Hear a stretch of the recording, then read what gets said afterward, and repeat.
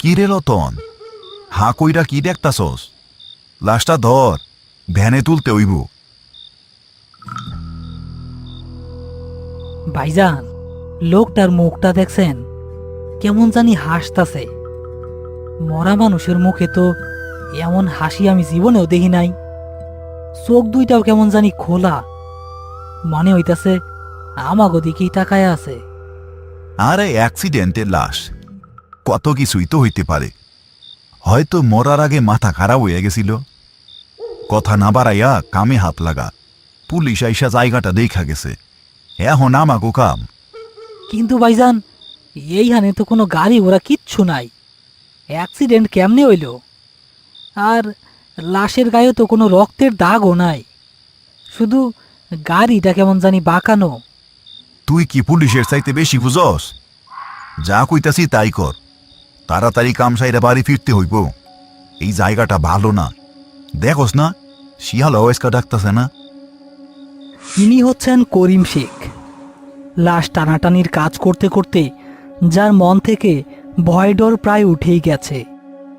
সাথে তার তরুণ সহযোগী রতন, যার রক্ত এখনো যে কোনো অস্বাভাবিকতায় হিম হয়ে আসে।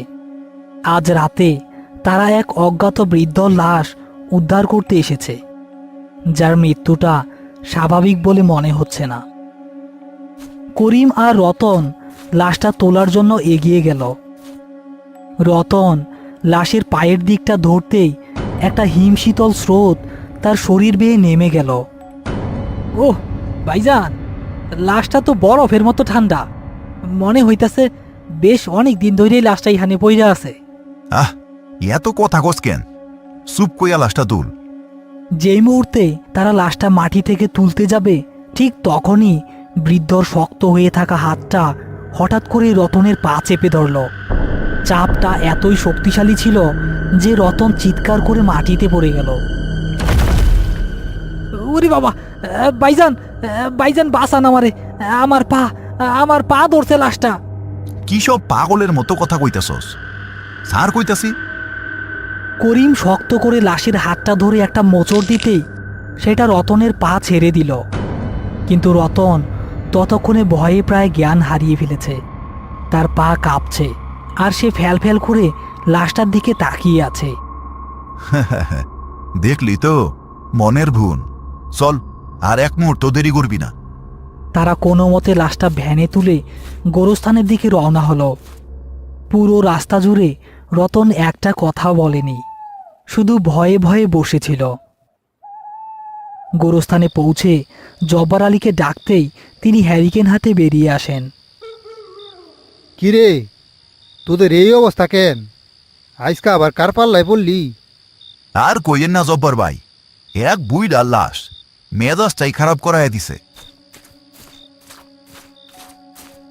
তারা লাশটা ভ্যান থেকে নামিয়ে ভেতরে নিয়ে গেল। কিন্তু কবর খোঁড়ার সময় ঘটল আরেক অঘটন। করিম আর রতন যেখানে কোদাল মারছে, ঠিক সেখানে মাটিটা যেন পাথরের মতো শক্ত হয়ে আছে। কোদাল মাটিতে কিছুতেই ঢুকছে না, বরং টং করে শব্দ করে ছিটকে ফিরে আসছে। ভাইজান, এইখানে তো মনে হয় কবর খোঁড়া যাইব না, মাটি তো পুরা পাথর হয়ে আছে। আজব তো, কয়দিন আগেই তো এই পাশেই একটা দাফন করলাম, তখন তো মাটি নরমই আছিল। করিম, আমার মনে হইতাছে লাশটা এখানে দাফন হইতে চায় না। এই লাশ কোনো সাধারণ লাশ না, এর মধ্যে কোনো শয়তানি আছে। জব্বার আলীর কথা শেষ হতে না হতেই চারপাশের বাঁশবন থেকে একযোগে অট্টহাসির শব্দ ভেসে আসতে শুরু করলো। হাসিটা তীক্ষ্ণ এবং কর্কশ, যেন শত শত অদৃশ্য সত্তা তাদের দেখে উপহাস করছে। রতন ভয়ে জব্বার আলীর পেছনে গিয়ে লুকালো। এই কেডা রে? কেডা হাসে ওইখানে? সাহস থাকলে সামনে আয়। করিমের চিৎকারে হাসিটা থেমে গেল, কিন্তু পরিবেশটা আরও ভারী হয়ে উঠেছে। হঠাৎ করেই তারা দেখতে পেল লাশের শরীর থেকে ধোঁয়ার মতো একটা কালো ছায়া বেরিয়ে এসে বাতাসে মিলিয়ে গেল। আস্তাক ফিরুল্লাহ, কাম ছাড়ছে, যা করার তাড়াতাড়ি করো, অন্য জায়গায় কবর খুঁড়ো। এবার তারা কিছুটা দূরে আরেকটা কবর খুঁড়তে শুরু করলো এবং আশ্চর্যের বিষয়, সেখানকার মাটি একদম স্বাভাবিক। তারা দ্রুত কবর খুঁড়ে দোয়া দুরুদ না পড়ে লাশটা কোনো মতে মাটি চাপা দিয়ে সেখান থেকে বেরিয়ে এলো।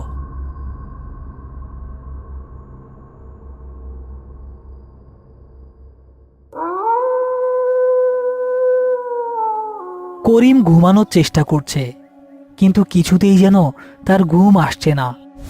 বৃদ্ধর সেই হাসি আর রতনের ভয় পাওয়া মুখটা তার চোখের সামনে ভাসছে। হঠাৎ করেই সে তার ঘরের দরজায় টোকা দেওয়ার শব্দ শুনতে পেল। হ্যাঁ, এত রাইতে কে দা? এই কে?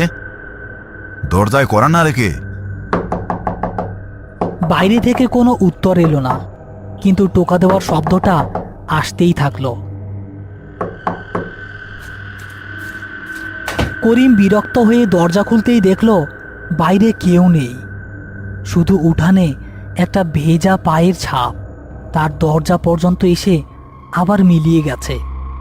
করিম সজোরে দরজাটা বন্ধ করে দিয়ে বিছানায় আসতেই শুনতে পেল ঘরের ভেতরেই কেউ একজন ফিসফিস করে কথা বলছে। কণ্ঠটা বৃদ্ধ এবং ফ্যাসফ্যাসে। করিম, তুই আমারে ভুল জায়গায় কবর দিছস। আমার কাম এখনো বাকি। হ্যাঁ, কে? কে আমার ঘরে? কথা বলে কে? করিম হ্যারিকেনের আলোটা জ্বালতেই দেখল ঘরের কোণে রাখা তার কোদালটা নিজে থেকেই অল্প অল্প করে কাঁপছে। সে বুঝতে পারল আজকে রাতটা সহজে শেষ হবে না। রতন কম্বল জড়িয়ে শুয়ে আছে। তার মনে হচ্ছে ঘরের বাইরে কেউ একজন খুঁড়িয়ে খুঁড়িয়ে হাঁটছে। হাঁটার শব্দটা তার ঘরের সামনে এসে থেমে গেল। সে ভয়ে চোখ বন্ধ করে ফেলেছে। হঠাৎ সে তার কানের কাছে হিমশীতল নিঃশ্বাস অনুভব করল। ডর পাস? ডর পাওয়া তো কেবল শুরু। আমার বাকি কাজ তোরে দিয়েই শেষ করব। রতন চিৎকার করে উঠে বসল। সে দেখল তার ঘরের জানালা দিয়ে একজোড়া লাল চোখ তার দিকেই তাকিয়ে আছে। সেই চোখ দুটো সেই বৃদ্ধর, কিন্তু এখন সেগুলো আগুনের মতো জ্বলছে। রতন ভয়ে জ্ঞান হারিয়ে ফেলল।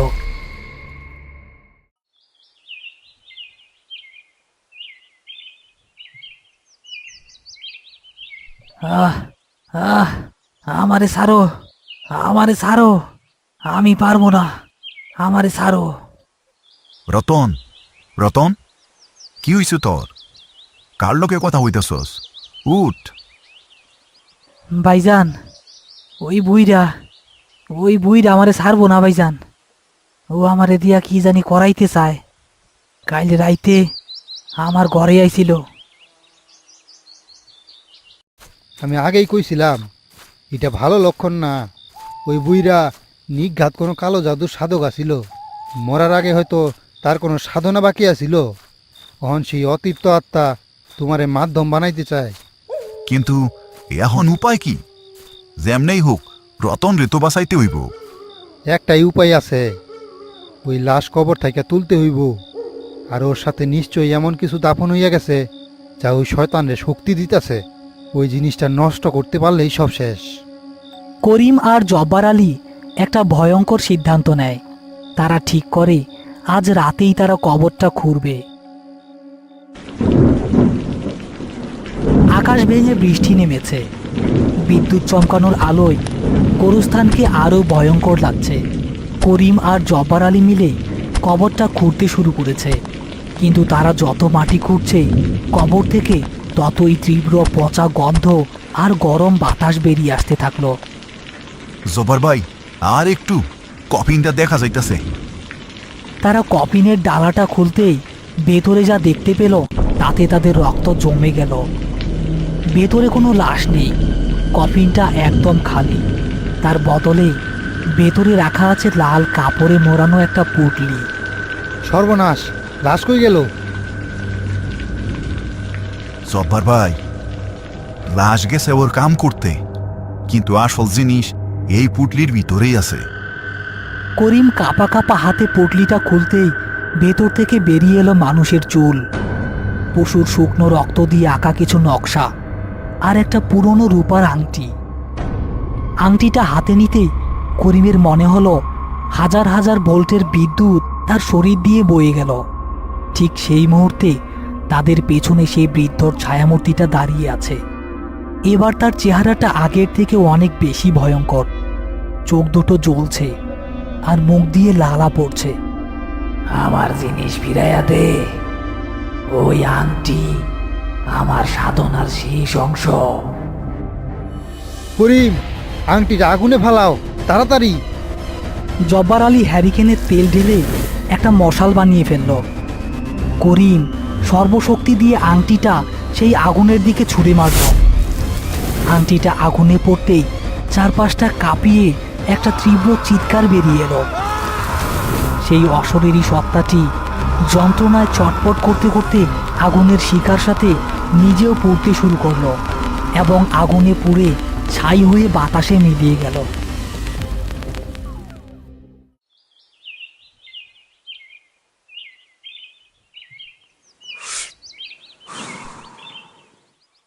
রতন এখন পুরোপুরি সুস্থ, তার গত রাতের কিছুই মনে নেই। করিম আর জব্বার আলী গোরস্থানের সেই পোড়া পুটলিটার ছাই মাটি চাপা দিয়ে দিয়েছে। বুঝলি রতন, সব লাশ দাফন হওয়ার জন্য আসে না, কিছু লাশ আসে দাফন করা মানুষগুলারে সাথে নিয়ে যাওয়ার জন্য। এইটার মানে কি ভাইজান? হ্যাঁ, কিছু না রে, চল আজকার কাম শুরু করতে হইব। করিম শেখ সেদিন বুঝে গিয়েছিল মৃত্যু সবসময় শেষ কথা বলে না। কিছু কিছু মৃত্যুর পর এক নতুন আরো ভয়ঙ্কর অধ্যায়ের শুরু হয়। সেই রাতের ডাক হয়তো থেমে গেছে, কিন্তু তার প্রতিধ্বনি করিমের কানে আজীবন বাজতে থাকবে।